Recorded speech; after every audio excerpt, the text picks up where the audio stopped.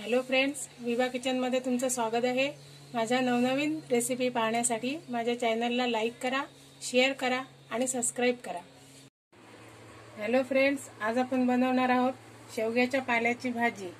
हे बघा, एकदम कोवळी भाजी आहे। हे मी आता अशी पूर्ण हे एक एक पान असं वेगळं करून घेणार आहे। पूर्ण भाजी अशी साफ करून नंतर धुवून घेणार आहे। हे बघा, अशी हे पूर्ण असं एक एक पान काढून घ्यायचंय। हे बघा, ही मी भाजी धुवून व्यवस्थित हे बघा असं काढून घेतली आहे आणि स्वच्छ धुवून घेतली आहे। आता मी कापून घेणार आहे। त्यासाठी लागणार आहे मी एक खोबरा घेतलं, एक वाटी नारळाचे, एक वाटी खोबरं खवून घेतलंय।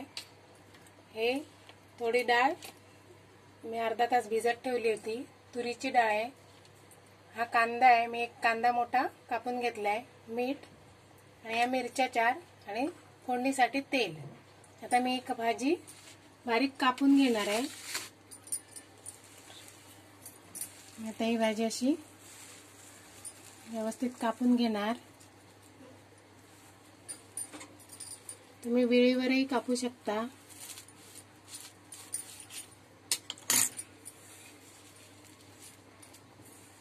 बघा, अशी पकडून आपण अशी व्यवस्थित बारीक कापून घ्यायची आहे।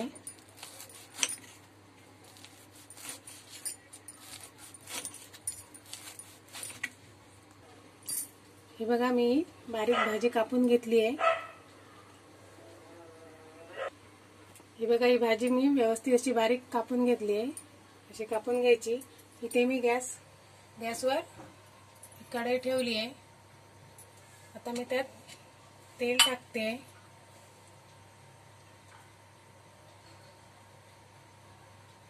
हे फोडणीला राई वगैरे काहीच टाकणार नाहीये। हे माझं तेल गरम झालंय। मी त्यात आता हा एक कापून घेतलेला कांदा टाकते। हा थोडा भाजला की मी त्यात मिरची टाकणार आहे। हा जरा परतून घेते। त्या भागात मिरच्या टाकते। मी हे अशा एवढ्या एका मिरचीचे 4 तुकडे केले आहेत। लांबच ठेवली आहे कारण भाजी हिरवी आहे, मिरची हिरवी आहे, पटकन काढायला यावी म्हणून मी लांबच ठेवलेत मिरच्या। हे थोडं परतून झालं की मी त्यात ही भिजवलेली डाळ टाकणार आहे।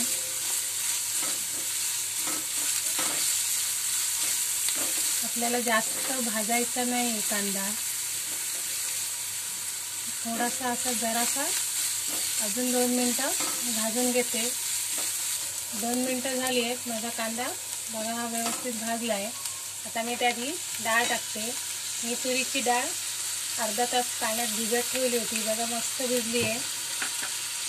तर ती मी अशी हलवून घेते थोडा वेळ आणि त्यात मी थोडंसं मीठ टाकते। मी 1 चमचा मीठ घेतलंय, 1 छोटा चमचा। मी आता थोडं मीठ टाकलंय आणि भाजी आपली नंतर शिजल्यावर कमी होते म्हणून मी थोडंच मीठ टाकलंय। आता मी ह्याच्यावर ही टाकलेली भाजी टाकते।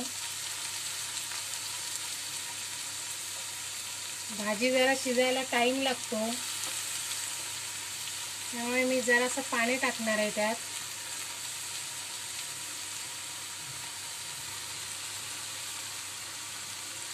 मी भाजी परतून घेते व्यवस्थित कांद्यामध्ये आणि नंतर मी त्यात थोडं पाणी टाकणार आहे।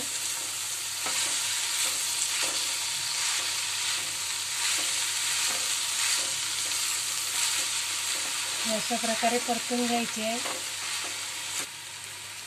हे बघा, मी यात थोडं पाणी टाकणार आहे, थोडं म्हणजे जवळ अर्धा कप टाकलंय आणि आता मी याच्यावर झाकण ठेवणार आहे।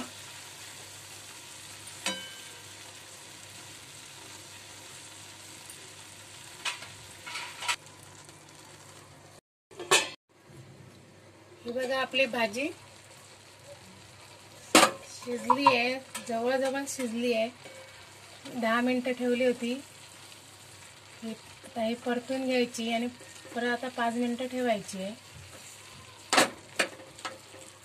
मीठ लागलं की बघायचं, त्यात मीठ पण टाकून घ्यायचं आहे. मीठ कमी आहे त्यामुळे मी मीठ असं टाकते. मीठ थोडं चवीनुसार मीठ टाकते. आपण चेक करायचं आहे मीठ लागलंय की नाही ते. आणि थोडं पाणी राहिलंय हे बघा, त्याच्यामुळे मी आता थोडं 5 मिनिटासाठी परत झाकून ठेवणार आहे. 5 मिनिटं झाली आहेत. पाणी सुकलंय व्यवस्थित. आता मी यात खोबरं टाकणार आहे. या भाजीला तुम्ही साखरही टाकू शकता. मी यात डाळ, तुरीची डाळ टाकली आणि आता हे खोबरं टाकलं आहे, त्यामुळे या भाजीचा तुरटपणा ह्याच्यामध्ये जातो. तुम्ही साखरही थोडी चिमूटभर टाकू शकता. ही माझी भाजी झाली आहे. आता मी हे व्यवस्थित ढवळून झाल्यावर थोडंसं त्यात तेल टाकणार आहे.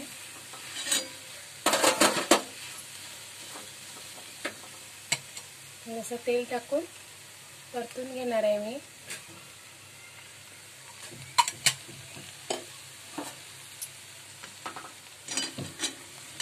बघा, ही आपली भाजी आता तयार आहे.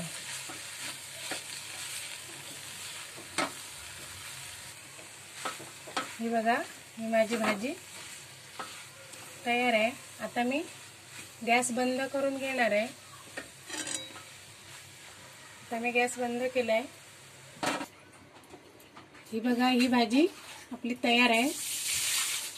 ही भाजी भाकरीसोबत छान लागते. अशा प्रकारे तुम्ही भाजी बनवून बघा.